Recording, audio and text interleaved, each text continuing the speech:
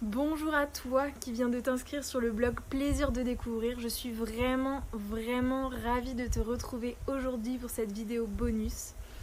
Si tu as décidé de suivre mes activités, mes actualités et tout ce que je te propose, c'est parce que tu as tout comme moi envie de créer ta réalité à toi, en accord avec tes valeurs, tes besoins et tes propres limites.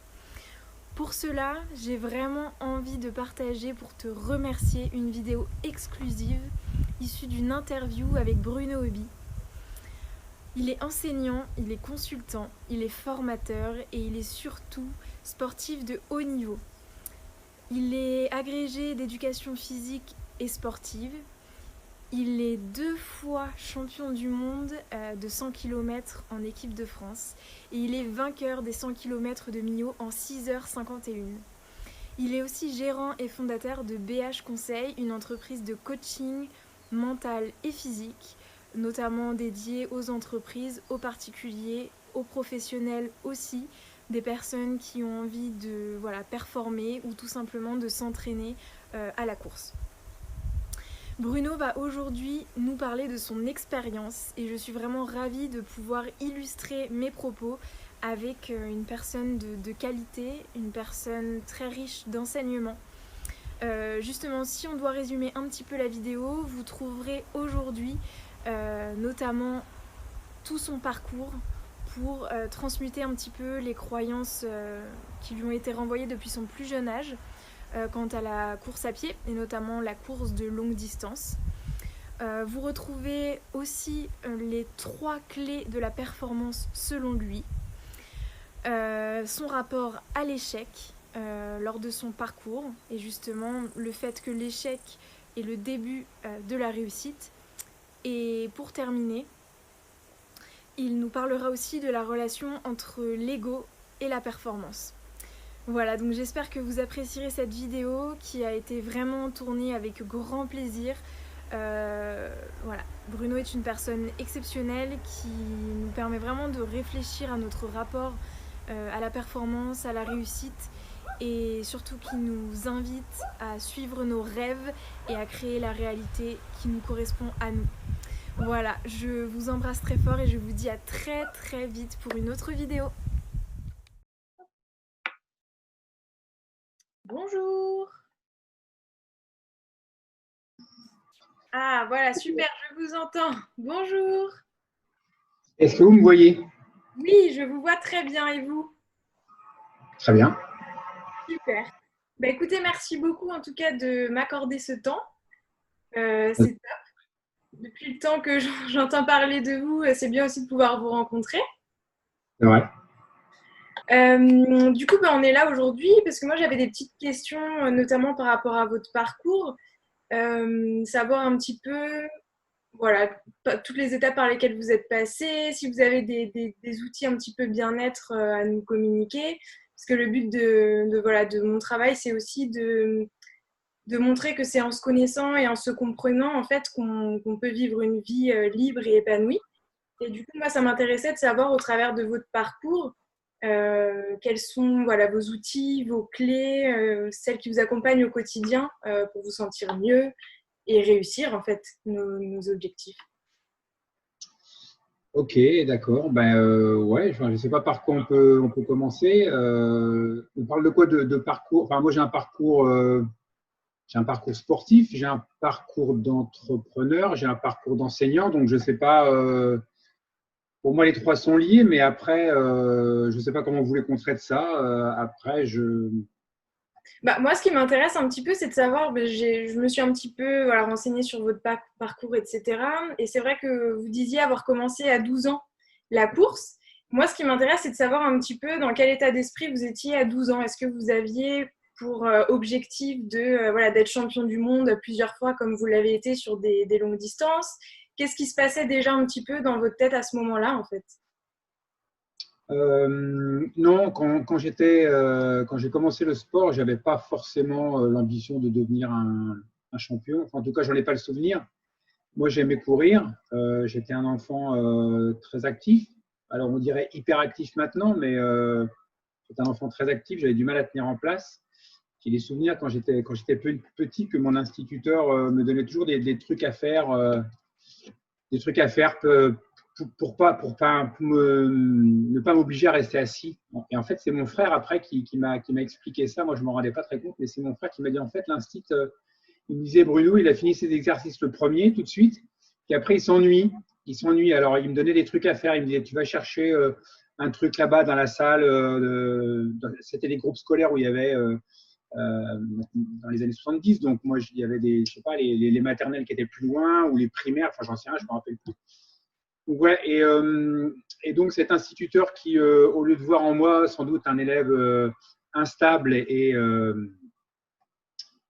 perturbateur, il a plutôt vu quelqu'un d'hyperactif et il m'a inscrit un cross d'école que j'ai gagné. Et à ce cross d'école que j'ai gagné, il y avait une personne qui, elle, était représentante d'un club d'athlétisme. J'habitais à Troyes à l'époque, dans l'Aube. Et la personne est venue me voir à l'arrivée, elle me dit bah, tiens, si tu aimes courir, tu peux venir faire de la course à pied avec nous au club d'athlétisme. Voilà, j'y suis allé et ça a commencé comme ça. Donc, j'étais en CM2, donc voilà, 11 ans et ma première licence, j'avais 12 ans. Et donc, c'était bien parce que je pouvais courir, quoi. J'avais le droit de courir et de faire ce que j'aimais, bouger et m'activer. C'était c'était pas forcément bien clair dans ma tête. Enfin, moi, ce que j'aime, j'avais pas de plan de carrière, j'avais pas d'idée préconçue. Je savais pas trop où ça allait me mener. Par contre, assez rapidement, grâce à mon frère, grâce à mon grand frère qui était dans le sport, j'ai pu donc découvrir autre chose que la pratique. Parce qu'à l'époque, quand j'ai commencé le sport, il n'y avait que la pratique dans les stades. C'est-à-dire qu'on ne pratiquait que dans un stade.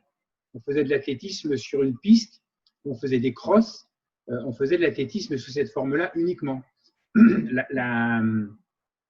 Ce phénomène incroyable de la course sur route n'existait pas, ou était très marginal. Et grâce à mon frère, j'ai pu découvrir ce monde de la course sur route, qui était un peu un monde marginal, un monde à part. C'était deux mondes qui s'ignoraient, voire même qui s'affrontaient aussi. Et donc, moi, j'ai pu faire qui s'affrontaient, oui, parce que moi, par exemple, quand j'ai fait mes premières courses sur route, on m'a dit tu vas te flinguer, quoi. Tu vas te bousiller, tu es trop jeune, tu es trop petit, tu vas te faire du mal, tu vas perdre toute ta vitesse, faut pas faire ça, c'est dangereux. Et donc, il y avait il se basait sur quoi pour dire ça exactement, les personnes qui vous Comme toutes les choses qu'on ne connaît pas, qu'on ignore, on en a peur. Donc, plutôt que d'essayer de les comprendre, on les stigmatise ou on les montre du doigt. Voilà, donc il y avait aussi une forme de concurrence, puisque je pense que les ayatollahs de l'athlétisme avaient peur aussi que les gens partent vers ce qui se passe d'ailleurs, partent vers les épreuves sur route et les perdent. Après, on est presque dans des guerres de chapelle de religion là. On est dans des choses vraiment très ouais, je pense que ça s'apparente un peu à des guerres de religion, à des postures pour et contre. C'était vraiment. Alors maintenant, la Fédération française d'athlétisme a compris que c'était une manne financière, ces licenciés, donc elle les accepte, mais il y a toujours une grande incompréhension. C'est ce que j'allais vous demander, si vraiment vous sentiez que c'était toujours séparé ou si vraiment il y a, voilà, le but c'est de toute façon de courir, donc c'est dommage, c'est vrai, de séparer les. Ça reste la même discipline, même si j'imagine que c'est pas du tout la même pratique, puisque voilà, les fonctionnements sont différents. Mais c'est vrai que je trouve ça dommage de séparer en fait des personnes qui sont motivées de toute façon à courir. Oui, c'est vrai. Non, il y a encore une grande incompréhension. Alors moi, je m'étais dit que comme les gens qui dirigeaient la Fédération française d'athlétisme à cette époque étaient plutôt âgés, ça allait évoluer. Ben, pas tant que ça en fait. Il y a donc maintenant 40 ans.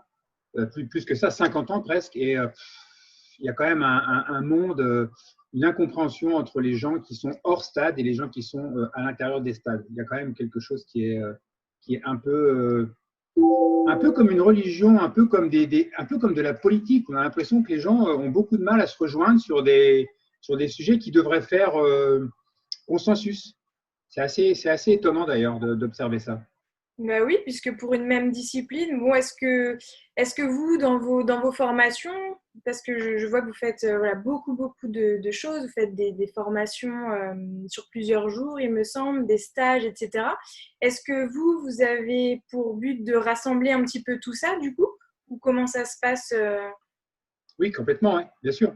Et ayant été victime de ce sectarisme, on va dire, je ne veux surtout pas, moi, l'appliquer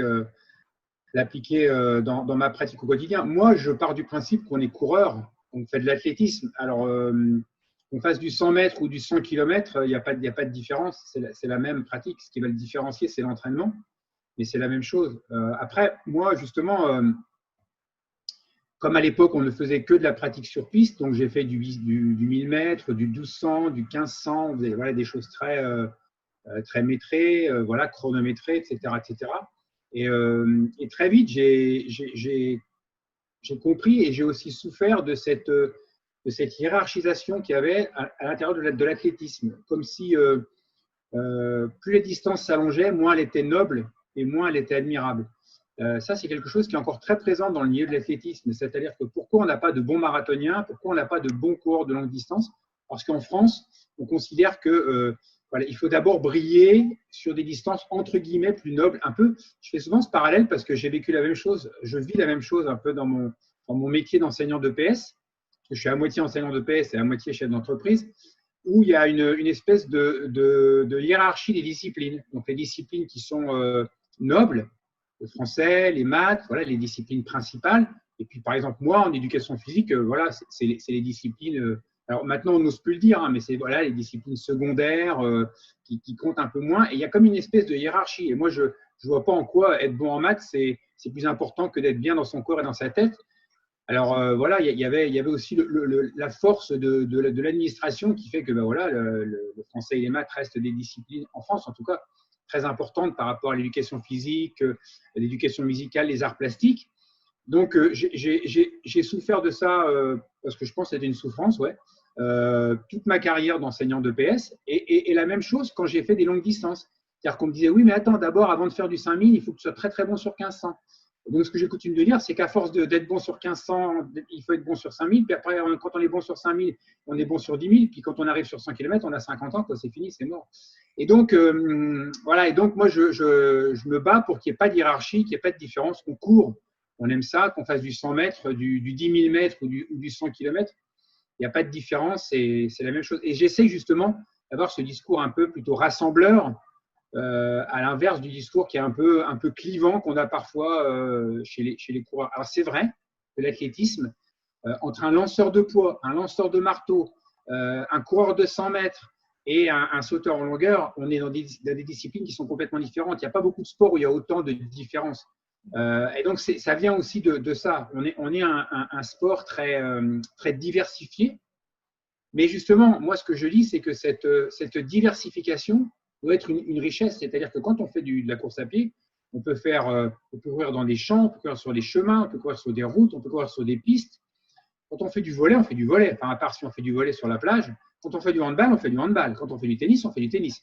Quand on fait de l'athlétisme, on peut faire des dizaines d'activités sous des formes hyper variées.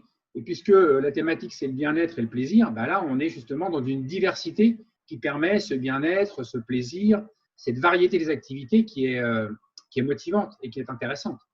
Oui, et puis partout dans le monde, c'est-à-dire qu'on part en vacances, on a juste besoin de nos baskets, un équipement et on peut aller voir des paysages magnifiques parce que comme on court, on peut faire plus de distance que simplement marcher à l'intérieur d'une ville, etc. Et c'est ce qui est intéressant. Et moi, ce que vous avez dit, ça m'amène sur plusieurs questions. Déjà, la première, c'est à quel âge est-ce que vous avez fait vos 100 premiers kilomètres? Parce que du coup, si vous étiez en face de personnes qui bloquaient un petit peu l'accès en disant, ben non, voilà, qui démontaient un petit peu votre rêve ou vos ambitions, à quel âge est-ce que vous avez trouvé la force de vous dire, ben non, moi je vais aller voir moi-même, je vais tester et comme ça je pourrai en parler? Et la deuxième question, vous parliez de briller. Donc moi, ça m'intéresse parce que j'allais vous demander, quand on est plusieurs fois champion du monde, etc., où est la place de l'ego dans notre vie, en fait, parce que la frontière, elle est assez fine entre voilà, faire les choses pour soi et vouloir briller devant les autres pour être reconnu, etc. Surtout si on a eu des enfances, par exemple, un peu plus difficiles, ou on a manqué de reconnaissance, ou on a été justement brimé à l'école parce qu'on ne rentrait pas forcément dans les cases des mathématiques, du français, etc. Voilà, c'est vraiment mes deux questions par rapport à ça. Ouais, alors la première question par rapport à cette histoire de comment je suis arrivé sur le 100 km. Et donc, je vais juste revenir un petit peu en arrière par rapport à la connaissance que j'ai eue des courses hors stade grâce à mon frère. Et un jour, on s'est rendu, avec mon frère, j'avais 18 ans, on s'est rendu sur une course de 100 km. C'était les toutes premières, course de 100 km. Donc, on y est allé et on a vu ces gens qui couraient 100 km. Donc, dans les années 78, 79, c'était les pionniers. Et là, je les voyais repartir avec les lampes de l'époque, les grosses lampes, enfin voilà, pas modernes du tout, et les lampes avec des piles rondes, des piles rectangulaires. Enfin, les gens n'avaient pas d'équipement, les gens n'avaient rien, et ils repartaient dans la nuit comme ça. Et je me suis dit, waouh, ces gens-là, c'est des héros, quoi. Enfin, c'était mes héros. Je me suis dit, mais waouh, après quoi ils courent, quoi. C'est quoi ce truc? Et voilà. Et justement, j'ai un peu laissé ça de côté parce que les institutions, voilà, me conduisaient plutôt à être dans une autre direction. Et, et j'ai tellement été impacté par tout ça que j'ai mis beaucoup de temps avant de passer à des longues distances. Et alors, j'allais dire, il n'y a pas de hasard. Pour moi, il n'y a pas de hasard dans la vie, mais un peu quand même par la force des choses. C'est-à-dire que j'ai arrêté de courir quand j'ai repris des études pour passer l'agrégation. Et quand j'ai passé l'agrégation, je ne courais plus. Et donc, comme je ne courais plus, j'ai fait un long break et je me suis remis, donc, dès que j'ai pu, à refaire de l'activité physique. Et j'ai croisé quelqu'un qui préparait un 100 km et qui m'a dit, tiens, on va sur un 100 km. Je me suis dit, bah non, je ne vais pas faire un 100 km, je n'ai pas le temps de me préparer, c'est trop tard, c'était dans 2 mois. Et puis après, j'ai mûri un peu la chose et je me suis dit, bah, c'est peut-être le moment de le faire parce que j'ai plus rien à perdre. Et cette phrase, elle est vraiment hyper importante pour moi parce que ça veut dire que dans mon état d'esprit, j'ai fait la discipline qui m'a permis de m'épanouir et de réussir. Je l'ai fait avec l'idée que je n'avais plus rien à perdre. C'est quand même terrible avec le recul de se souvenir de ça, parce qu'en fait, j'avais rien à perdre. J'avais à perdre un petit niveau que j'avais à l'époque sur 10 km, sur semi, sur marathon, mais la pression était tellement forte que inconsciemment, et peut-être la reconnaissance des autres, peut-être la reconnaissance des institutions faisait que j'étais dans ce schéma de vouloir réussir sur des distances qui étaient, on va dire, acceptables. Et c'est quand même terrible avec le recul, même à chaque fois que j'en reparle, je me dis, mais se lancer sur une discipline qui m'a tout apporté en me disant j'ai plus rien à perdre alors que j'avais rien à perdre. J'avais à perdre quoi? Quelques secondes, quelques minutes passées sous les 2h30 au marathon. C'est tellement futile et tellement superficiel. Donc justement, peut-être que là, j'étais dans des schémas de pensée qui n'étaient pas les bons parce que ce qui représentait pour moi des choses à perdre, en fait, n'en était pas. Je n'avais rien à perdre. Et quand j'ai couru ce premier 100 km, je me suis dit, ah ouais, c'est ça que je veux faire. Et c'était quand même quelque chose qui était dans ma tête, dans un coin de ma tête, comme ça, quelque part, depuis très longtemps. Et ce que je retiens de tout ça, ce n'est pas tellement mon histoire, c'est fini, moi je ne peux plus changer, c'est trop tard, je ne reviendrai pas en arrière. Mais par contre, je raconte cette histoire aux gens pour qu'ils se lancent, pour qu'ils n'aient pas peur de se lancer, pour qu'ils ne soient pas, pour qu'au fond d'eux-mêmes, ils sachent ce qu'ils ont vraiment envie. Parce que je pense que si on m'avait vraiment demandé ce que j'avais envie, j'aurais fait ça. J'aurais fait plus tôt et j'aurais eu encore une plus belle carrière. C'est pas grave. Ma carrière, elle est déjà très belle. Mais quand je me suis lancé sur 100 km, j'avais 36 ans. Donc, c'était très tard. C'était très vieux, trop vieux pour faire du très, très haut niveau. J'ai fait du haut niveau, du très haut niveau, mais j'aurais sans doute fait mieux. Donc, ce que je dis aux gens qui viennent dans mes formations, qui viennent dans mes stages, qui me posent ce genre de questions, c'est essayez de voir ce qu'au fond de vous-même, vous avez envie et faites-le. Faites-le, lancez-vous. Essayez d'écouter, écoutez-vous, écoutez votre cœur, écoutez vos sensations, écoutez votre ressenti. Qu'est-ce que vous avez envie vraiment? Et là, vous allez trouver la clé. Moi, je ne l'ai pas fait parce que j'étais, sans doute trop impacté, trop affecté, trop influencé par des choses qui m'ont fait dévier de ma véritable route. Donc, pour moi, c'est trop tard, c'est pas grave. Mais pour les autres, pour ceux qui sont… alors souvent, on me demande, est-ce que je peux me lancer sur un 100 km? Parce que les gens ont peur. Et moi, on m'a toujours dit, bah non, non, ne te lance pas, tu vas te casser, tu vas te bousiller, tu vas te fracasser. Moi, je dis aux gens, ben, vous en avez très envie? Ah ouais, ben, alors faites-le, allez-y, lancez-vous. Par contre, effectivement, tout le monde ne courra pas le 100 km à 15 km/h. Mais c'est pas grave, c'est pas ça le but. Le but, c'est d'être champion du monde de soi-même, c'est de réussir et d'être heureux dans ce qu'on fait et d'être bien dans ce qu'on fait. Donc, c'est ça pour moi la morale de cette histoire. Et si j'ai commencé trop tard en raison de facteurs extérieurs, et c'est pas très grave, et j'essaye moi de transmettre ce message, de s'écouter quoi, d'écouter sa voix intérieure. Ça me fait penser aussi à quelque chose. Quand on est pionnier dans un domaine, il faut aussi un petit peu de temps pour, déjà pour expérimenter. Donc, je ne sais pas si c'est vraiment trop tard, finalement, 36 ans déjà. On sait que le temps n'existe pas vraiment. Si on est dans une démarche de, voilà, il n'y a pas de hasard, etc., le temps n'existe pas vraiment. Et surtout, je pense que quand on fait changer les mentalités, voilà, il faut expérimenter, donc il faut du temps. Et si vous ne l'aviez pas fait, peut-être que voilà, personne n'aurait réussi à faire changer les mentalités, à faire ces expériences-là et à aider d'autres personnes comme vous le faites tous les jours. Moi, je me souviens que ce qui m'a marqué dans vos vidéos, c'est que vous encouragiez justement les personnes à le faire même s'ils n'ont jamais couru de marathon, de semi ou autre. Par exemple, mettons, moi, je ne cours pas, je ne cours plus trop parce que j'essaye d'autres sports, etc. Mais si demain j'ai envie de me lancer, bah, je me dirais, voilà, c'est tout à fait possible. Tu t'entraînes, mais c'est possible. Le tout, c'est de passer à l'action, en fait. C'est ça la différence entre un rêve et un vrai objectif, c'est de passer à l'action sans trop réfléchir. Et au fur et à mesure, comme vous le disiez, des fois mettre nos baskets en plein hiver, voilà, pour s'entraîner, pour un objectif en particulier, c'est pas évident, mais c'est une question d'habitude. Et changer nos habitudes, c'est juste une question de volonté. Quand on sait que créer une nouvelle habitude, c'est 21 jours, qu'il faut minimum 21 jours, tout est possible en fait. Et si on pensait tous comme ça, en fait, on réaliserait nos rêves tous les jours. Moi, c'est ça qui me fascine en fait. Oui, mais tout à fait, exactement. Enfin, je suis tout à fait d'accord. Je viens là de me lancer il y a quelques jours dans une épreuve d'ultra-distance, mais en vélo.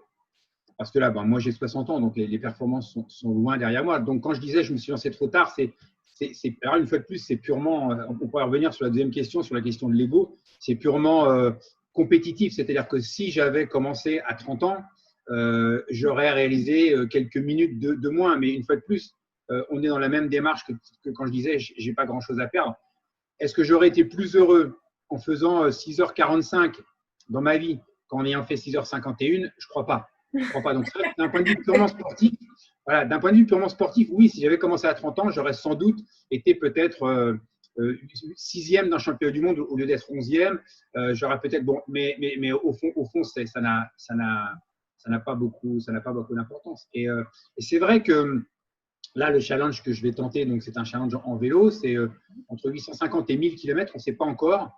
En moins de 5 jours avec 15 000 mètres de dénivelé, donc il y aura peut-être 15 000 mètres de dénivelé. Et c'est vrai que même avec l'expérience que j'ai, ça fait peur parce qu'on se dit mince, waouh, est-ce que je vais y arriver?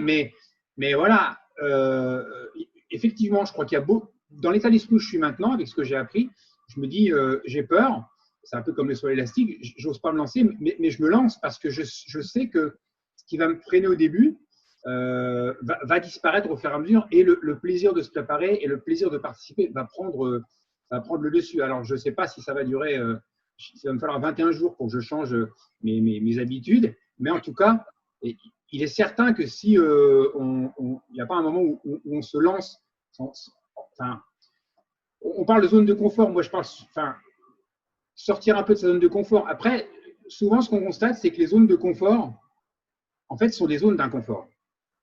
On pense qu'on est dans une zone de confort, mais on est dans une zone d'inconfort. Et ce n'est pas sortir de sa zone de confort, c'est peut-être sortir de sa zone d'inconfort pour être dans une zone de confort. Alors souvent on dit, sortez de votre zone de confort, mais je pense que pour certaines personnes, pour beaucoup de personnes, la zone de confort est une zone d'inconfort. Et les aider à sortir de cette zone d'inconfort pour aller vers justement quelque chose où ils vont être heureux, où ils vont être bien, où ils vont être épanouis, ça c'est quelque chose que j'essaye de faire parce que pour moi, l'entraînement, enfin, je considère que ce que je dois apporter aux gens qui s'adressent à moi, c'est pas simplement un plan d'entraînement et tu cours et tu fais ça. Ça va au-delà. Ça va au-delà parce que derrière, il y a des êtres humains, il y a des projets de vie, il y a des gens qui sont heureux ou malheureux, ou qui vont être peut-être plus heureux s'ils font leurs 100 km. Et donc, leur donner envie et leur montrer un peu la voie en les aidant, en les poussant un peu, justement, hein, c'est le sol élastique, les pousser un tout petit peu, ben, ça donne un sens plus fort à mon engagement. Pour moi, je ne suis pas qu'un entraîneur ou un coach. Ça va au-delà. Ça va au-delà de la simple pratique sportive et de du simple fait de donner un plan d'entraînement à suivre. D'ailleurs, ce que je dis souvent, la course à pied n'est qu'un prétexte. Et c'est ça, la course à pied est un prétexte à plein de choses, à être heureux, à vivre, à respirer, à être en bonne santé, à perdre du poids, à traverser des pays, enfin, peu importe, mais peu importe le prétexte. Mais la course à pied n'est souvent, pour moi, qu'un prétexte à des tas d'autres choses. Mais je fais aussi le lien, je pense que c'est aussi ce qui a pu, vous parliez de souffrance tout à l'heure, et c'est aussi ce qui a pu vous faire souffrir, j'imagine, parce qu'en fait, on a réduit, dans ce qu'on vous disait, on réduisait la course à pied à quelque chose de très superficiel, en temps, une course, etc., alors que vous voyez beaucoup plus loin dans cette discipline-là. Donc c'est top d'avoir pu transcender un petit peu tout ça, toutes ces croyances limitantes qu'on vous renvoyait, etc., pour derrière créer votre propre concept à vous. Du coup, on s'est arrêté à vos 12 ans tout à l'heure. Après, comment a été votre parcours? Parce que vous avez plusieurs facettes. Donc, vous disiez être enseignant, sportif. Vous êtes aussi formateur. Du coup, comment tout ça, ça s'est articulé dans votre vie, en fait? Ben, ça s'est articulé, on va dire, assez logiquement et assez simplement et un peu aussi chronologiquement. Quand je faisais du sport dans les années donc 78, 79, 80, il était hors de question de vivre de ce sport, de vivre de cette passion. Ce n'était pas possible. Et puis moi, j'ai été élevé par des parents qui m'ont dit bah oui, ok, super, tu aimes le sport, c'est génial, c'est extraordinaire, mais c'est pas ça qui va te nourrir. Donc, à l'époque, ma façon à moi de continuer dans le sport, c'était d'être enseignant, c'était d'être prof d'éducation physique. En étant prof d'éducation physique, j'allais partager cette passion du sport. J'allais donc aider des collégiens, des étudiants, des lycéens à pratiquer l'activité physique. Et moi-même, j'allais continuer à être dans un environnement, dans un milieu qui me plaisait.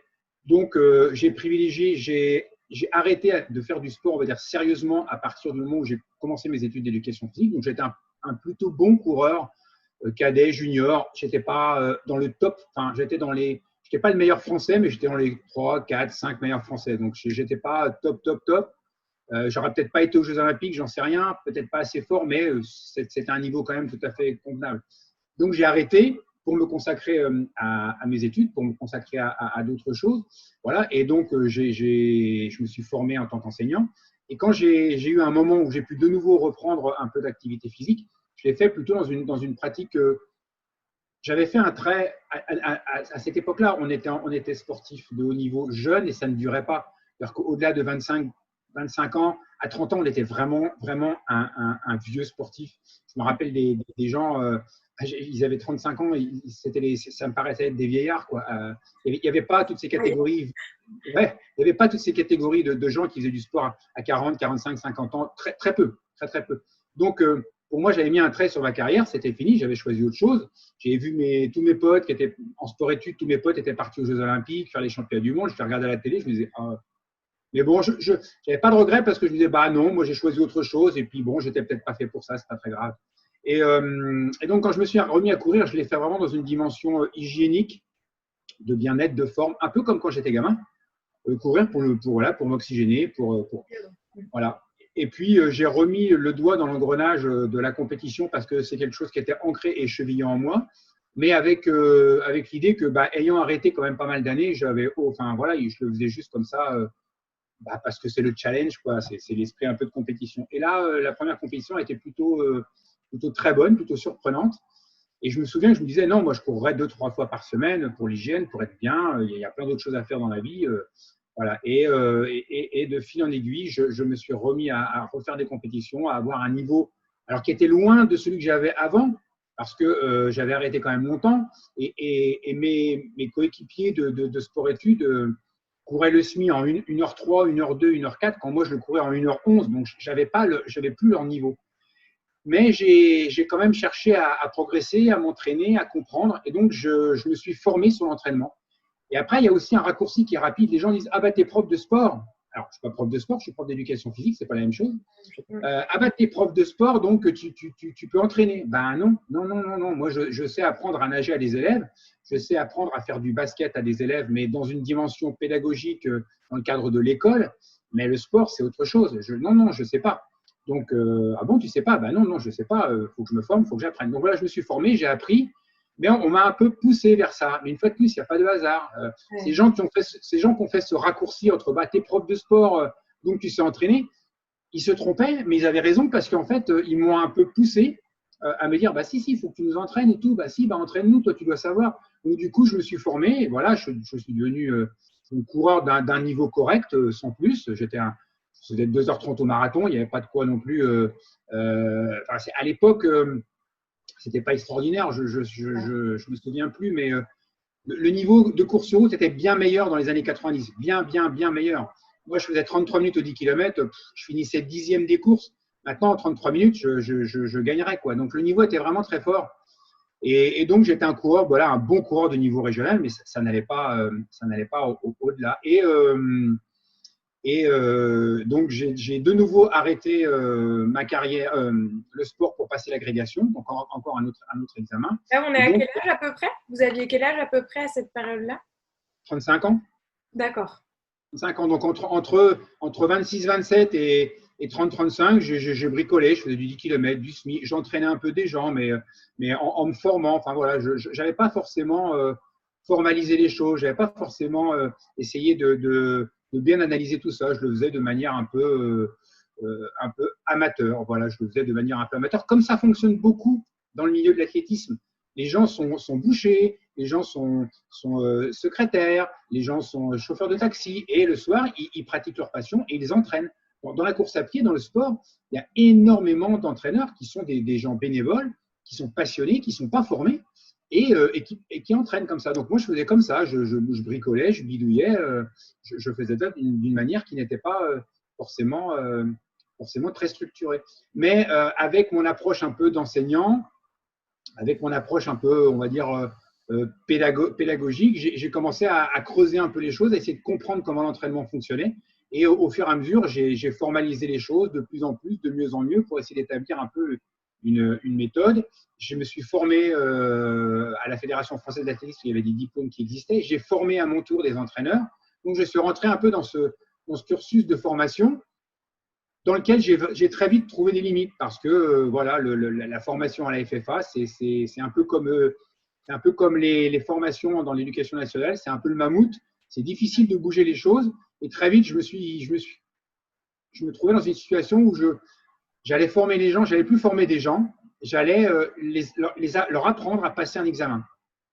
Et ça ne me plaisait pas. Je leur disais, voilà, je vais vous dire ce qu'il faut dire examen, et moi, je vais vous dire ce que je pense vraiment de l'entraînement. Donc voilà, donc du coup, j'ai arrêté de former des gens à la Fédération française, et je me suis dit, bah, je vais faire mes propres formations, je vais être autonome, et moi, je vais pas être obligé de dire ce qu'on me dit de dire, mais je vais vraiment faire ma propre méthode. Donc, j'ai commencé à écrire des livres, j'ai commencé à faire mes propres formations. L'enclenchement s'est fait un peu naturellement. C'est par la force des choses que les choses se sont faites. Quand je suis passé sur 100 km, quand je me suis lancé sur 100 km avec mes amis, là, j'ai essayé de me renseigner en me disant, bah, je vais faire du 100 km. Bah, comment on fait pour s'entraîner pour du 100 km? Il n'y avait rien. Il n'y avait rien qui existait. Il n'y avait rien. C'était le néant total. Il n'y avait pas de plan. Il n'y avait rien. Personne n'était capable de dire, ben, tu fais ci ou tu fais ça. On ne savait pas. Donc, du coup, ben, j'ai été obligé d'inventer, d'innover, de créer, de chercher et d'avancer comme ça, un peu à tâtons, sans savoir trop où j'allais. Et dans le même temps, il y a un athlète que je connais depuis très longtemps qui s'appelle Pascal Fétizon, qui venait de louper les Jeux Olympiques. On est en 1996. Il venait de louper la sélection aux Jeux Olympiques. Donc, son rêve d'aller aux Jeux, c'était un peu brisé net. Et comme c'est quelqu'un qui aime beaucoup courir, il m'a dit, voilà, Bruno, je vais faire du 100 km et je suis sûr que toi, tu peux m'aider. Et donc, comme par hasard. comme par hasard. Et là, c'est vrai que le fait d'entraîner Pascal Fétizon et au bout de 2 ans, il devient champion du monde, ça m'a donné une crédibilité. Ça m'a Wow. donné une visibilité. Ça m'a donné, voilà. Donc, en fait, moi, j'étais en équipe de France. Je suis rentré en équipe de France assez rapidement parce que je me suis rendu compte que cette discipline était faite pour moi. En fait, quand je me suis lancé sur mon 100 km, le premier 100 km, j'y allais avec des amis qui, eux, étaient des coureurs de 100 km habituels. Ils couraient depuis très longtemps. J'ai passé l'agrégation en novembre et l'épreuve était en janvier. Donc, je me suis dit, wow, 2 mois pour faire un 100 km. Et après, c'est une manière. Celui dont vous Pardon. parliez tout à l'heure, celui-là, où il vous restait que 2 mois pour vous entraîner. Oui, voilà, c'est ça. Et je me suis dit, waouh, 2 mois, waouh. Enfin, moi, je me préparais 1 an pour faire un marathon, donc 2 mois pour faire un 100 km. Mais je crois que je m'étais mis inconsciemment, et ça, c'est peut-être intéressant par rapport à notre discussion et à nos thématiques. Je pense que je m'étais mis une raison d'échouer en me disant 2 mois, si j'échoue, c'est pas très grave. Je n'avais pas l'idée d'échouer. Et je crois que, parce que 2 mois, ça ne me correspond pas. Préparer un 100 km en 2 mois quand on ne sait pas ce que c'est qu'un 100 km, à l'époque, je crois que je m'étais mis inconsciemment une raison d'échouer parce que ça ne me ressemblait pas. Préparer un 100 km en 2 mois, ça ne me ressemblait pas. Et donc, je suis parti avec eux un peu à l'aventure. Et je crois qu'il y avait cette notion d'aventure qui était aussi sympa, en me disant, bah, si je loupe, c'est pas grave, je fais que 2 mois d'entraînement, c'est pas de ma faute. Et voilà. Et puis, en fait, il s'est avéré que ça s'est très bien passé avec très peu d'entraînement. Et pour ma première tentative sur la discipline, j'ai réalisé un temps qui était inenvisageable. Enfin, je n'aurais jamais imaginé une seule seconde que je puisse réaliser ce temps pour cette première tentative. D'ailleurs, même mes amis ne le pensaient pas non plus. Et donc, du coup, là, je me suis dit, ah ouais, cette discipline est faite pour moi. Donc, ouais, il y a vraiment des signes, en fait. Il y a des choses que l'on peut expliquer rationnellement et il y a d'autres choses, voilà, quand c'est pour nous, la vie nous amène tout ce qu'il faut, quoi, sur un plateau pour qu'on y aille, quoi. Mais c'est aussi de se dire, voilà, moi, je peux y aller. Vous avez lâché prise à ce moment-là en vous disant, bah, pourquoi pas, ça peut être super d'essayer. Mais je crois qu'il y a aussi la notion de attention, il ne faut pas trop briller, il ne faut pas trop sortir des clous. On est dans une société où voilà, il faut rester prudent, Et moi, c'est aussi le but de cette chaîne, c'est de mettre en avant des experts dans leur domaine, des personnes qui sont sorties des sentiers battus, quoi, parce qu'en fait, on peut tous le faire. C'est juste qu'il faut se réveiller. Et pour moi, la différence, c'est être conscient. Et être conscient, ça peut nous amener à tellement de choses. Ouais. Donc, voilà, je pense que la vie, elle nous met sur ce chemin, mais c'est super intéressant de voir que vous avez pu vraiment, sans entraînement, ou je sais pas, vous aviez peut-être un petit plan d'entraînement que vous aviez fait vous-même, enfin, comment ça se passait? Non, parce que l'agrégation, je l'ai passée début décembre et la course était fin janvier. Donc, je n'avais pas couru parce que l'agrégation, c'était trop de préparation. Je n'avais pas couru peut-être pendant 1 an et demi. Donc, je faisais de la réathlétisation. Je courais 5-6 km. C'était vraiment de la rééducation en athlétisme, ce qu'on appelle de la réathlétisation. Après un arrêt si long, le corps oublie. Et donc, je voulais juste courir, mais reprendre un peu d'exercice physique en me disant, bah, dans 1 an, je referai peut-être des marathons. C'était ça l'idée, parce que moi, mon rêve, c'était de faire moins de 2h30 au marathon. C'est ridicule, hein. Mais voilà. Non, moi, je trouve pas que ce soit ridicule, parce que ça nous donne un objectif pour avancer.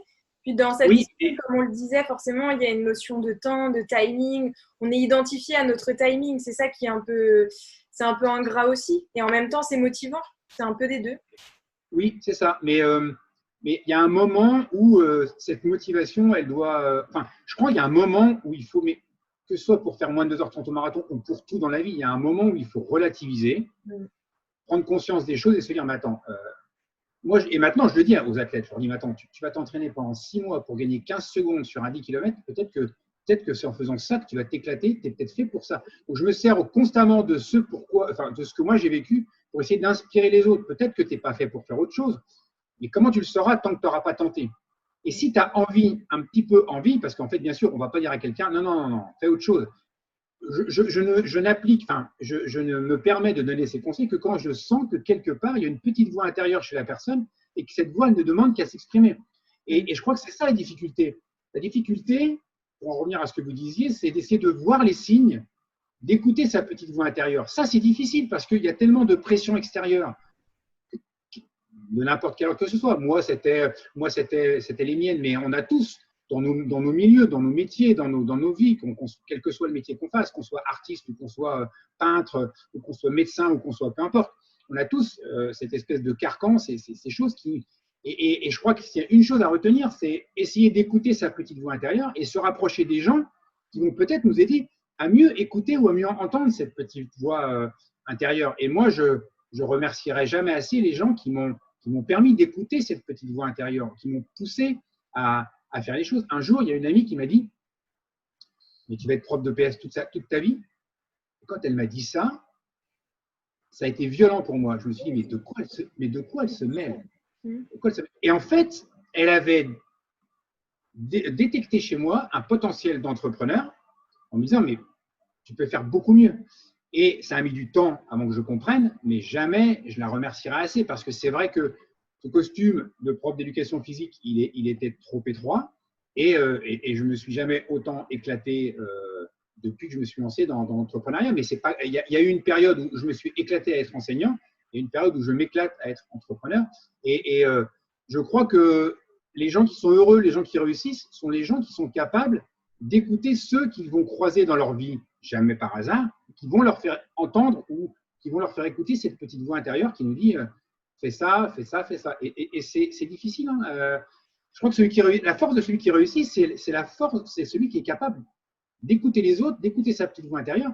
Et c'est pas toujours facile. Pas toujours facile. Mais voilà, il faut essayer.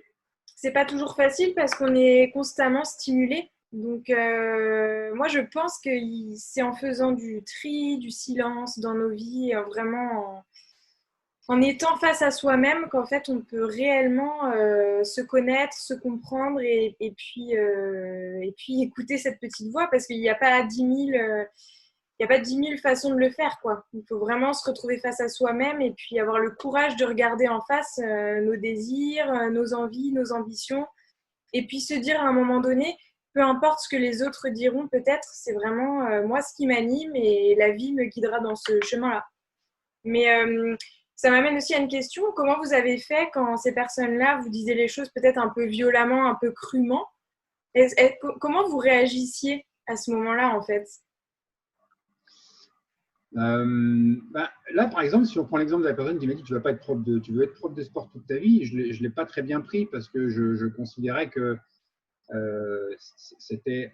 je l'ai pas très bien pris parce que je pense que j'ai pas bien vu l'effet miroir que ça avait chez moi. Alors qu'en fait, ça avait un effet miroir important. Donc, bien prendre les choses, écouter, c'est aussi se dire que les gens autour de soi sont des gens qui sont plutôt bienveillants, qui vous veulent du bien et que l'effet miroir qu'ils nous renvoient n'est pas quelque chose de…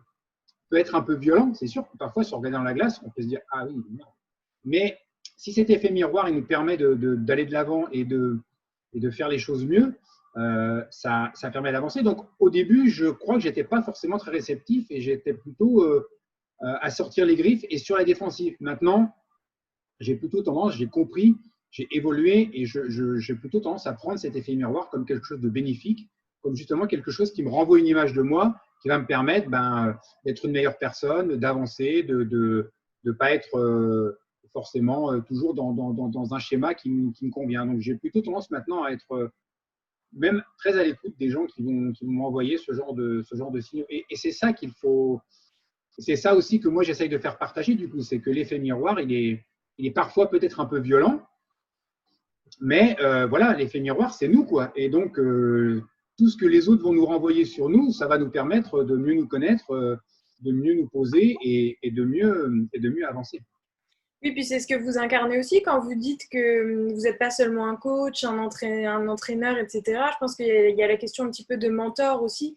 Parce que du coup, en leur renvoyant l'image que c'est possible, les personnes que vous entraînez, etc., croient forcément plus en elles que vous le dites bien. Quand vous en avez souffert, quand j'imagine que vous fréquentiez des personnes que vous admiriez et quand on vous disait « Ah non, non, non, mais fais pas ça, surtout tu vas te planter », et le miroir qui est renvoyé, ça fait mal, quoi, c'est terrible. Alors que là, en renvoyant un miroir de tous les possibles, je pense que les personnes ont envie de donner le meilleur d'elles-mêmes aussi. C'est ça, c'est exactement ça, c'est ce que je dis aux gens. Mais après, j'ai quand même un discours assez pragmatique, c'est-à-dire que je leur dis c'est possible, mais attention, voilà, il va falloir bien se préparer, il va falloir bien s'entraîner, comme tout, comme n'importe quel projet.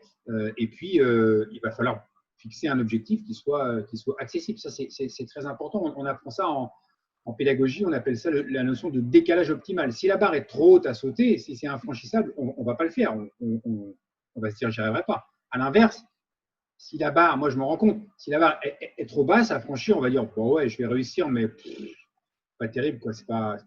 Donc, il faut toujours trouver cet équilibre entre donner aux gens un objectif qui se fasse rêver, mais qui reste accessible, qui soit ni dévalorisant, ni inaccessible, qu'on ne pourra jamais atteindre. Et ça, c'est en sport, on a souvent cette notion parce que on ramène toujours ça à un objectif, à un but à atteindre. Donc on est obligé de formaliser l'objectif de manière assez précise. Et pourtant, on l'a bien vu quand vous avez fait donc votre premier 100 km, vous n'auriez jamais fixé cet objectif-là et pour autant, vous en étiez capable finalement. C'est ça. Et à ce moment-là, quand vous avez gagné, donc c'est à ce moment-là que vous êtes devenu première fois champion du monde? Oh non, bien après. Bien après, d'accord. Bien après, il a fallu plusieurs années. D'accord. Et quand ça s'est arrivé, qu'est-ce qui s'est passé dans votre tête, dans votre mental? Quels changements ont opéré en fait dans votre vie? Mais en fait, quand je repense à ça, je pense que d'ailleurs tous les sportifs de haut niveau vivent la même chose. On ne se rend pas compte de ce qu'on fait. C'est-à-dire que moi, quand on est champion du monde avec l'équipe de France en 2000, ça se passe en France. Donc la Marseillaise en France, en plus c'était en Bretagne, donc Bretagne, terre de sport. C'était un moment exceptionnel, extraordinaire. Moi, j'ai vraiment vécu tout ça comme des moments, on va pas dire normaux, mais presque. Et quand je vois maintenant des gens réussir, ben, je me dis, si j'avais quelque chose à leur apporter, si je peux leur apporter quelque chose, ça serait de leur dire, mais savoure, profite, parce que tu es en train de faire des choses extraordinaires et tu ne t'en rends pas compte. Parce que quand on les fait, on ne se rend pas compte. D'ailleurs, il suffit d'écouter le discours des sportifs. C'est après coup qu'ils se rendent compte de ce qu'ils ont réalisé, de ce qu'ils ont accompli. Donc, vraiment, s'il y a une chose, moi, je ne me rendais pas compte de tout ça. Je vivais ça naturellement. On était toute une bande de copains. Voilà, on gagnait des courses. Il y a un amalgame qui s'est opéré pour qu'on soit la meilleure équipe du monde et qu'on gagne quasiment tout. Mais les choses se faisaient simplement, les choses se faisaient naturellement. Et souvent, je fais un parallèle parce que en foot, qui est très médiatisé, je pense que les gars, quand ils gagnent la Coupe du Monde, c'est juste une bande de potes qui s'amusent ensemble et qui jouent au foot et qui sont passionnés d'être ensemble, qui sont heureux d'être ensemble. Quand les équipes de France ne fonctionnent pas, c'est parce que les sportifs ont oublié pourquoi ils sont là, ils ont oublié qu'ils sont là pour s'amuser, qu'ils aiment ce sport, etc., etc. Donc nous, on a eu, j'allais dire cette chance, mais la chance n'existait pas. On a eu cette opportunité qu'il y ait une fusion entre nous et que tout marchait bien, mais les choses étaient naturelles. On prenait le départ, la course, on était champion du monde. J'ai pas eu l'impression de vivre quelque chose d'incroyable. Et c'est après coup que je me suis dit, mais ah ouais, quand même. Et c'est maintenant que je savoure presque davantage tout ce que j'ai vécu et tout ce que j'ai accompli. D'abord parce que je sais que je ne le ferai plus jamais, mais aussi parce qu'avec le recul, voilà. Et peut-être que si quelqu'un avait été là en me disant, savoure, profite, tu es en train de faire des choses extraordinaires, peut-être que j'aurais encore plus savouré, mais ce n'est pas très grave. En tout cas, moi, ce que je dis aux sportifs actuellement, c'est vous faites des choses extraordinaires, savourez, profitez de l'instant, soyez dans l'instant, soyez dans le moment présent, mais ça vaut pour tout le monde. Hein. Être dans le moment présent pour savourer ce qu'on fait, c'est quelque chose que moi, j'essaye de m'appliquer maintenant, que j'ai peut-être pas fait assez avant, mais tant pis. Et voilà, profiter de l'instant présent. Mais une fois de plus, hein, je pense qu'on ne se rend vraiment pas compte de ce qu'on fait. C'est presque naturel et normal. Et quand vous êtes sur des très longues distances comme ça, est-ce que vous avez des images ou des choses qui ont fait que vous avez tenu? C'est-à-dire, malgré la difficulté physique, etc., qu'est-ce qui fait que vous n'abandonniez pas, quoi? Je ne sais pas. Je ne sais pas parce que je ne sais pas. Quand je ne sais pas, est-ce que c'est mon éducation? Est-ce que c'est mon mental? Est-ce que c'est le fait de dire on n'abandonne jamais, on lâche rien et j'irai jusqu'au bout? Est-ce que c'est mon éducation? Est-ce que c'est mes parents qui m'ont dit bah non, non, faut pas lâcher parce que quand on fait un truc, on va jusqu'au bout? Peut-être en partie. Est-ce que c'est mon caractère au départ de ne rien lâcher? Moi, ce que j'ai constaté quand j'ai commencé à faire de l'entraînement quelque chose de professionnel, puisque j'étais un des premiers à le faire, et d'ailleurs, on n'est pas si nombreux que ça.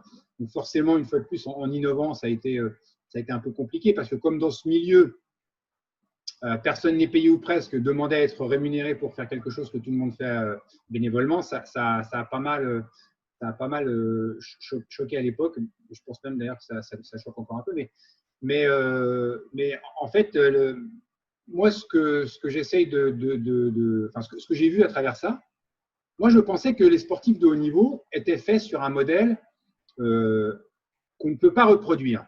Et c'est vrai en partie, mais c'est un peu faux aussi.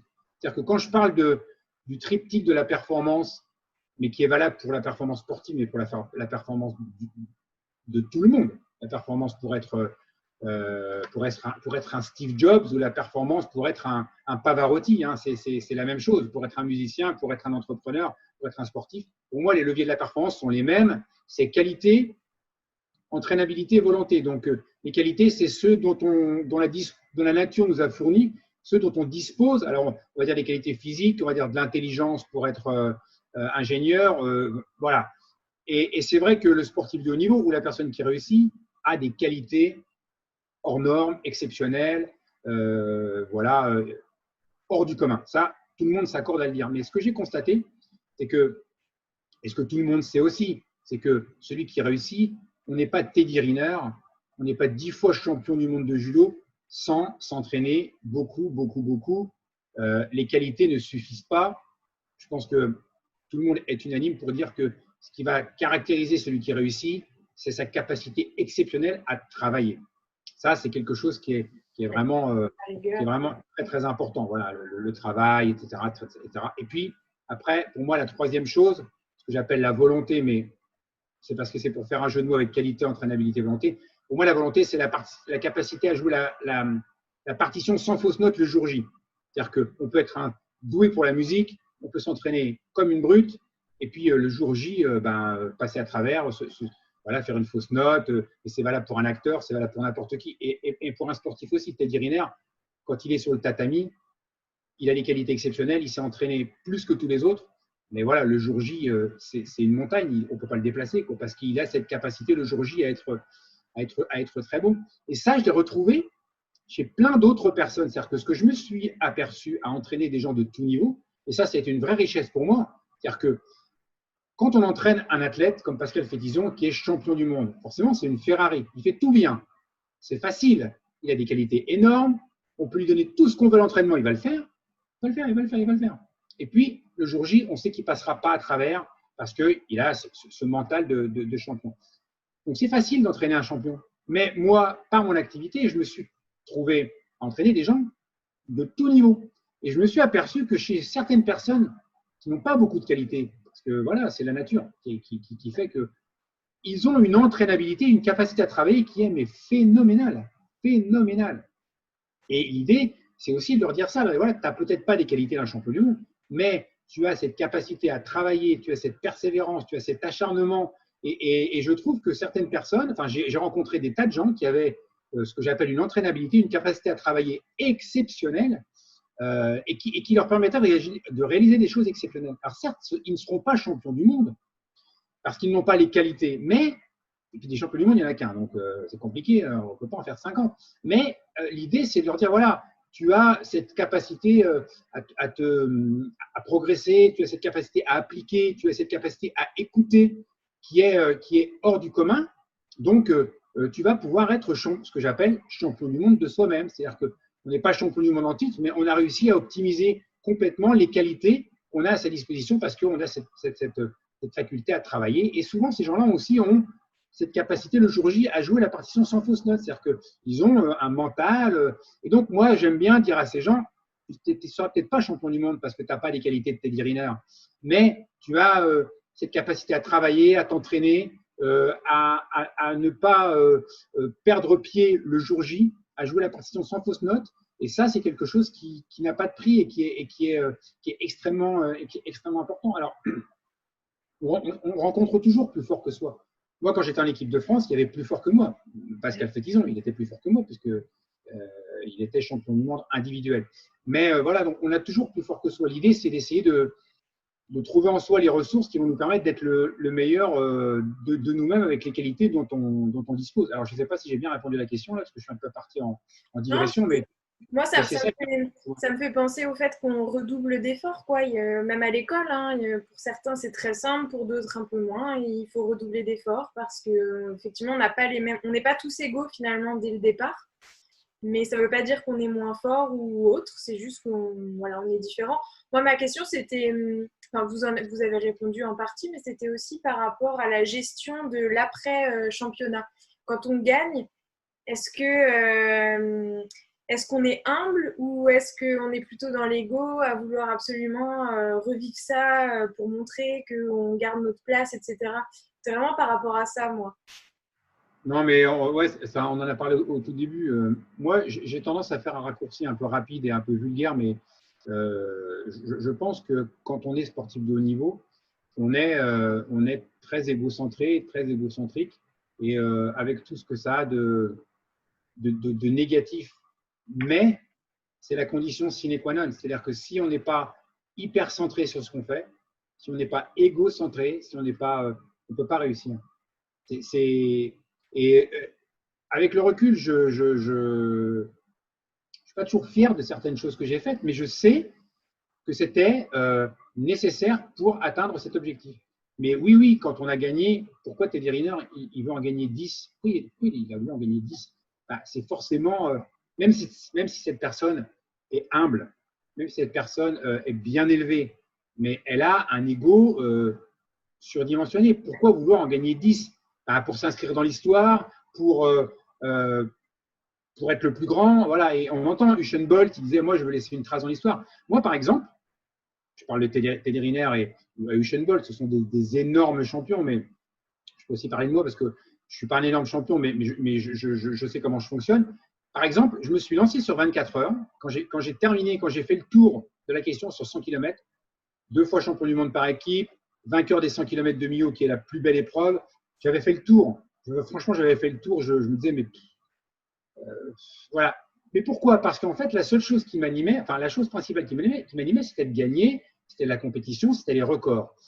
Alors, c'est un peu dommage de limiter sa pratique à ça, mais c'est aussi ce qui fait avancer. Et l'ultime épreuve après le 100 km dans l'athlétisme, l'ultime épreuve, c'est le 24 heures. C'est-à-dire que quand on fait du marathon, on passe du marathon au 100 km.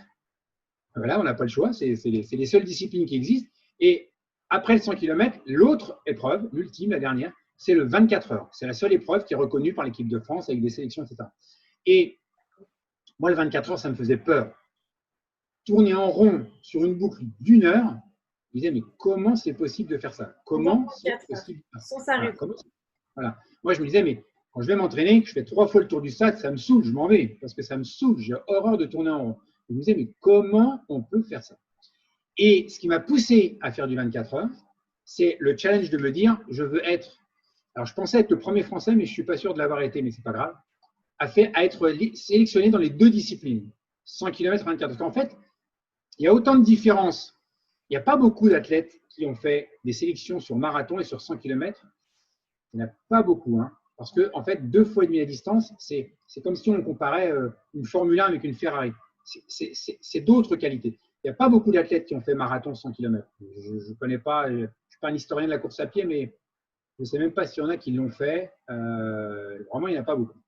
Et c'est la même chose du marathon, du 100 km ou 24 heures. C'est-à-dire qu'on peut être un très bon coureur de 100 km, ne jamais être un bon coureur de 24 heures. Et on peut être un super bon coureur de 24 heures et ne pas être un bon coureur de 100 km. Parce que il y a tellement de différences entre ces 2 disciplines que ça demande des qualités qui n'ont rien à voir. Et moi, ce que je voulais, c'était me dire, comme je n'avais pas été, voilà, enfin, je voulais mieux, je me disais, je veux être un des premiers ou un des seuls à faire les 2 disciplines, sélectionné sur 100 km et sélectionné sur 24 heures. Et ça a été un levier pour me lancer sur cette épreuve. Et donc là, on est complètement dans l'égocentrisme.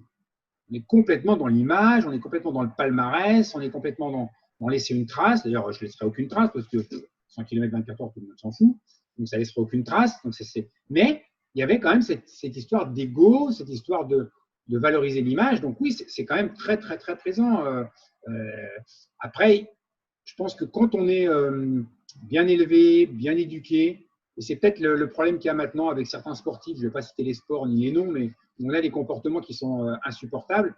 Voilà, quand on voit un Teddy Riner, une fois de plus, parce que pour moi c'est vraiment une référence, Teddy Riner, il est 10 fois champion du monde, il a forcément un ego surdimensionné, mais c'est quelqu'un de humble, de poli, de bien élevé. Donc, avec un mélange des deux, avec une éducation, avec des valeurs, même si on a un ego très, très, très important, parce que c'est nécessaire pour être performant, on peut arriver à être quand même quelqu'un de bien, quoi. Mais oui, l'ego, il a une place très, très importante, il faut en être conscient. Et puis, même dans la vie de tous les jours, si on réfléchit un peu, c'est souvent l'ego qui nous fait faire des bonnes choses, mais aussi des mauvaises choses.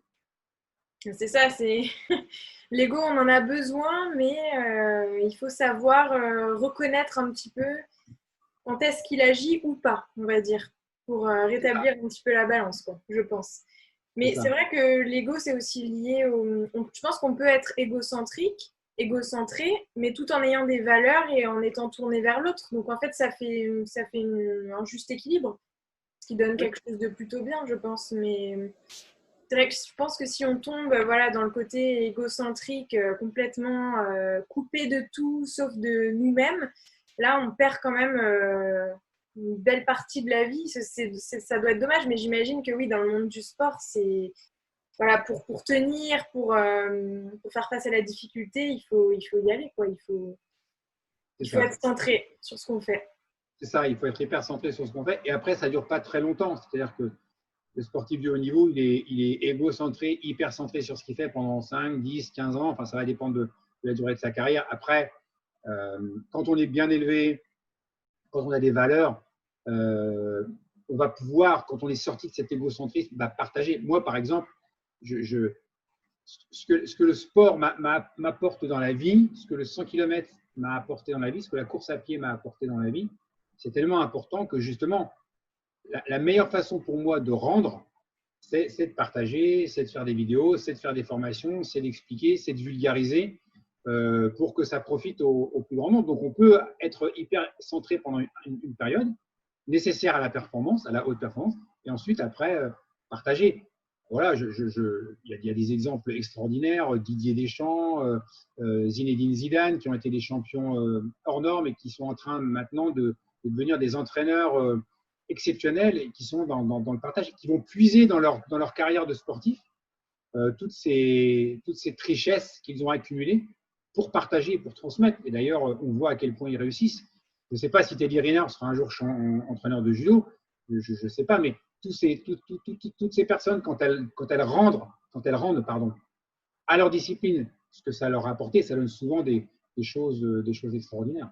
Parce que on a coutume de dire, c'est une phrase un peu galvaudée, le sport c'est l'école de la vie, mais n'empêche que c'est vrai que les valeurs qu'on y apprend, et si on est capable de les transmettre dans la vie de tous les jours, c'est important. On voit en ce moment avec toutes les incivilités, avec tout ce qui se passe dans notre pays, qu'est-ce qu'on met en avant? On met en avant l'école, on met en avant l'éducation, on met en avant la famille, parce que c'est de là que tout part.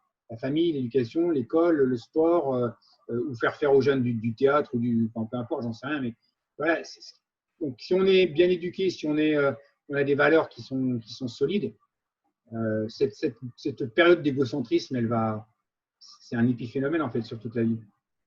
Oui, puis je pense qu'il faut aussi garder en tête quand on est sportif, sûrement qu'il faut savoir réagir en cas d'échec. Alors voilà, je ne sais pas vous si dans votre parcours, donc vous avez gagné plusieurs championnats, etc. Donc ça a dû être merveilleux. Est-ce que plusieurs fois ou peut-être une fois, vous avez échoué sur quelque chose qui était une épreuve qui était importante pour vous et vous avez remis en question des choses? Et voilà, est-ce que ça a changé des choses dans votre vie? Oui, bien sûr. Bien sûr, bien sûr. De toute façon, j'ai coutume de dire que ceux qui réussissent sont ceux qui ont le plus échoué. Donc, ceux qui réussissent sont ceux qui ont le plus échoué. Et après, peut-être que j'ai eu la chance, alors j'en ai encore la chance, peut-être que j'ai eu l'opportunité d'apprendre dans ma formation d'enseignant et notamment quand j'ai passé l'agrégation, que l'échec était quelque chose de formateur. C'est-à-dire qu'on apprend de l'échec. Et ça, c'est quelque chose que je n'ai pas forcément compris au début ou qu'on ne m'a pas dit. Mais oui, l'échec est formateur, l'échec permet d'apprendre. Et on s'aperçoit souvent, enfin, je me suis aperçu souvent, que je n'avais jamais été aussi performant qu'après un échec. Après, j'aime bien parler des autres parce que d'abord, ça fait moins égocentré et puis ça permet de raconter des histoires. Mais une fois encore avec Pascal Fétizon, parce que c'est vraiment quelqu'un qui est très important pour moi du point de vue sportif et du point de vue amical. On est en 2000, je l'entraîne et il est fort comme il a presque jamais été. Il est très fort. Il fait 2h15 au marathon de Nantes en se préparant. On préparait les championnats d'Europe à Belvès au mois de mai. Il fait 2h15 au marathon de Nantes au mois d'avril en gagnant la course de bout en bout. Donc, il a quasiment le niveau qu'il avait quand il préparait les Jeux Olympiques sur marathon. Donc, il est quasiment aussi fort. Et là, départ des championnats d'Europe à Belvès, dans le Périgord. Et sur cette course, il y a un Japonais qui débarque un peu de nulle part. Et un marathonien de très haut niveau aussi, 10h10, 10h11, donc plus fort que Pascal. Et le gars, il faut savoir qu'un marathonien à 2h10, 10h11, à 17 à l'heure, il est en footing. Il court même pas. C'est incroyable. Il court même pas. Et donc, ce gars, il prend le départ du 100 km, il n'y connaît rien, de toute évidence. Bon, je ne sais pas, il est japonais, on ne lui a pas parlé. Hein. Il ne connaît rien, de toute évidence. Et lui, il part à la vitesse qui lui semble être la plus lente possible. Limite, il se dit, je fais de la marche là. Sauf que pour lui, la marche, c'était entre 15 et 16 km/h. C'est-à-dire qu'entre 15 et 16 km/h, lui, il ne courait pas. Et donc, il part, 15-16 km/h. Et mon Pascal, qui était super fort, le suit. Et donc, ils sont deux comme ça, à se bagarrer. Et plus un accélérait, l'autre en remettait une. Donc, l'ego. Et vas-y que je t'en mets une, et vas-y que je t'en mets une. Sauf que les deux ont explosé complètement. Le japonais un peu moins ou un peu plus tard que Pascal, je crois qu'il a quand même gagné la course, mais en faisant une fin de course catastrophique, c'est-à-dire que le temps prévu au départ n'a jamais été celui qu'il aurait dû réaliser. Et Pascal, il a explosé, il a fini en marchant, ça a été une catastrophe. Donc là, il prend une claque monumentale, il finit en marchant, la honte, championnat d'Europe en France, enfin bref, c'est une catastrophe. Et on est au mois de mai. 4 mois après, il est champion du monde. Parce que, d'abord, je lui ai retourné le cerveau en lui disant sur 100 km, ce n'est pas comme ça qu'on fait. Sur 100 km, tu ne t'occupes pas des autres, tu cours par rapport à toi. Si tu es plus fort, tu vas gagner. Si tu n'es pas plus fort, tu ne vas pas gagner. Mais 100 km, ce n'est pas le marathon, on ne fait pas la course, ça n'existe pas. Voilà. Et puis, du coup, il arrive sur la course en prenant chat échaudé, crin l'eau chaude ou l'eau froide, je ne sais plus, mais chat échaudé, crin l'eau chaude. Donc, du coup, il est hyper prudent. Toutes les consignes que je lui donne, elles rentrent par là, elles ne ressortent pas par là. Il est hyper attentif. Voilà, je lui dis, écoute, tu vois, on est le championnat du monde, là, ça va être encore pire qu'au championnat d'Europe. Il y a 30 coureurs qui vont partir comme des dingues. Les Russes avaient l'habitude d'envoyer des… Ce n'était pas les Spoutnik, pour reprendre un terme à la mode, là, parce que, avec ce qui est en train de se passer en Russie, ils envoyaient des coureurs devant. C'est-à-dire que sur une équipe de 6, ils en sacrifiaient un ou deux. Ils les lançaient devant, les gars partaient sur des bases phénoménales et tout le monde suivait. Et les 4 autres attendaient derrière et ramassaient les morts. Donc, je disais, les Russes, ils vont partir comme des dingues, les Japonais vont suivre. Si tu es 35e ou 40e de la course, c'est pas grave. Mais lui, il n'a jamais été 35e ou 40e d'une course. Il ne sait pas ce que c'est. Donc, il n'accepte pas ça. Parce qu'il se dit, mais je ne les rattraperai jamais, les autres. Donc, il a fallu qu'on fasse une grosse préparation. Et voilà. Et il part, la course se déroule comme j'avais prévu. Il est 30 ou 35e. Et il remonte, et il remonte, et il remonte, et il remonte, et il remonte. Il est champion du monde. Voilà. Donc, des exemples comme ça, je pourrais en donner des dizaines de rebondir après un échec. Il y a plein de sportifs, plein de gens qui, après un échec monumental, ont réussi à rebondir. Donc oui, l'échec fait partie de l'apprentissage. On va essayer de l'éviter autant que possible, mais quand il est là, il faut tirer toutes les leçons pour derrière rebondir plus haut. Et puis surtout pas arrêter ce qu'on faisait suite à ça, parce que même si on perd un peu confiance en nous, au final, si on se remet dedans et qu'on recommence et qu'on se refixe des objectifs, voilà, ça roule tout seul en fait, j'imagine. Dans le sens où je parle vraiment du mental. Voilà, le mental, après, il est rodé, quoi. On échoue, mais on y va quand même. On ne se repose pas et on avance, quoi, en fait. C'est ça. et se dire que si on utilise les bonnes méthodes, on va finir par y arriver.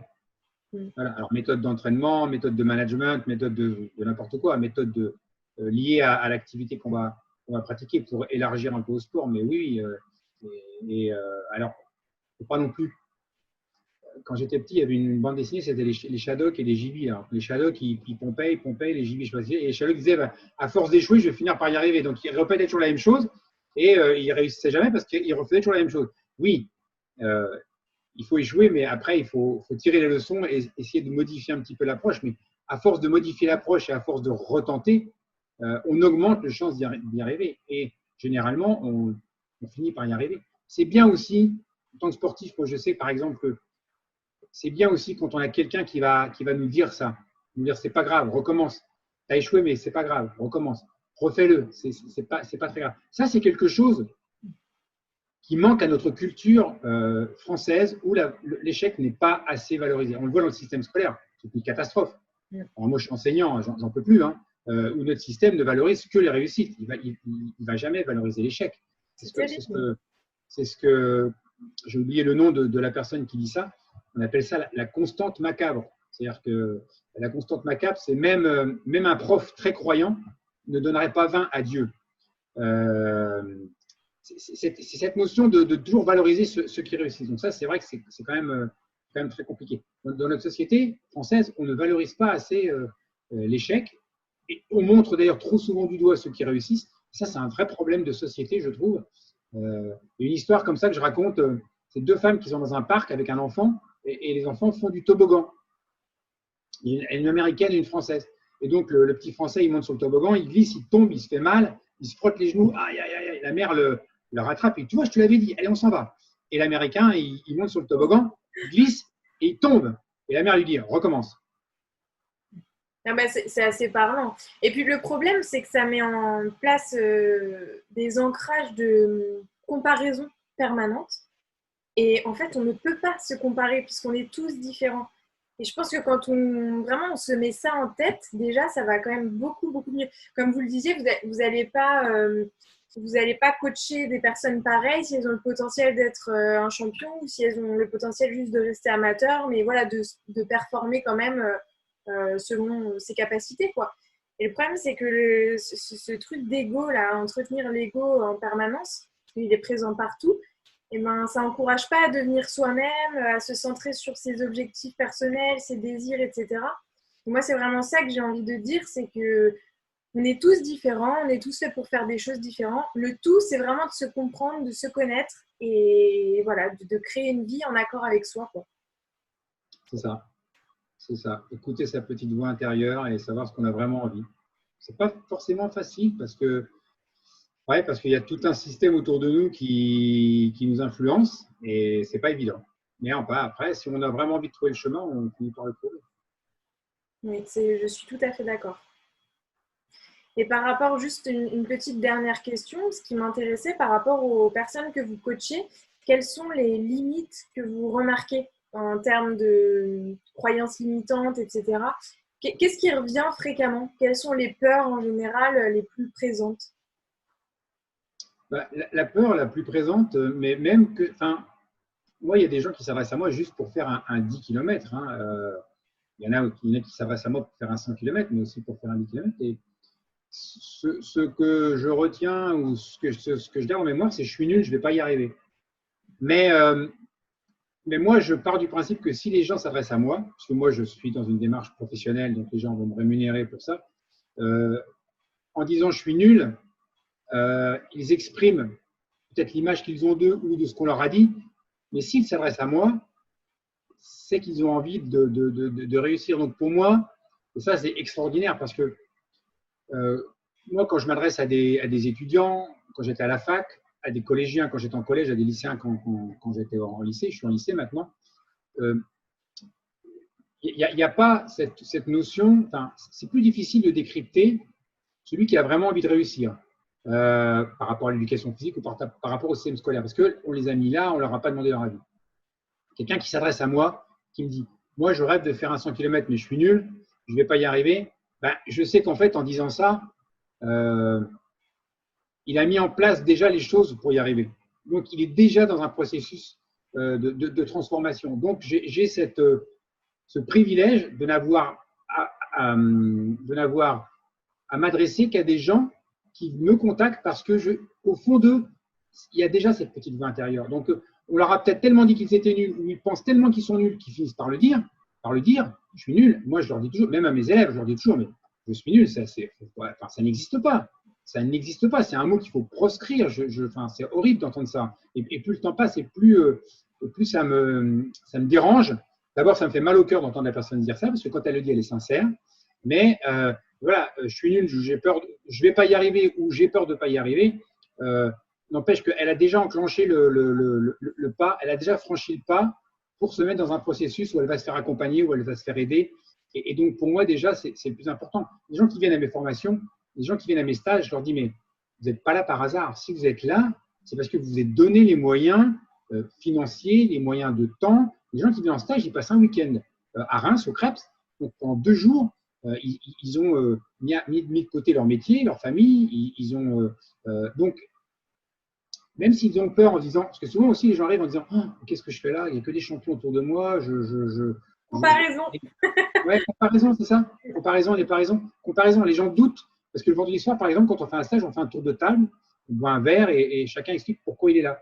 Et forcément, chacun étant plus ou moins, en fait, ils sont tous parce qu'ils font de la comparaison. Ils ont tous une image un peu dévalorisée d'eux-mêmes. C'est-à-dire que même celui qui, enfin, c'est quand même assez drôle, c'est que personne n'arrive en disant je sais tout, je suis beau, je suis fort. Même celui qui est plutôt meilleur que les autres, il n'a pas cette notion-là. Il a toujours cette notion de se dire oui, mais moi je fais que ça.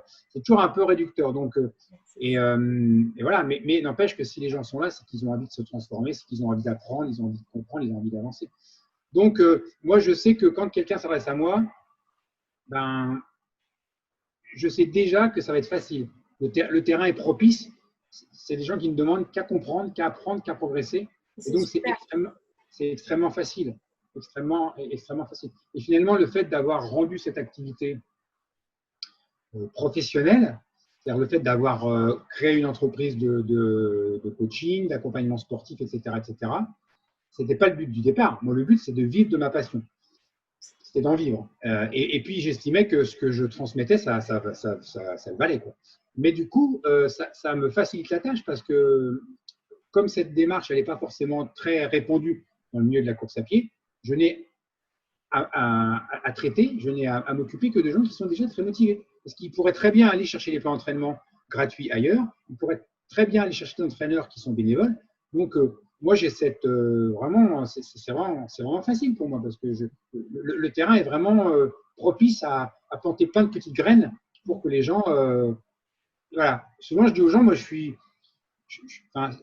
plante la petite graine et puis ça pousse parce que le terrain est propice. Ou alors, vous êtes une bonne graine et je fais juste qu'à vous arroser, quoi. Et ça va pousser.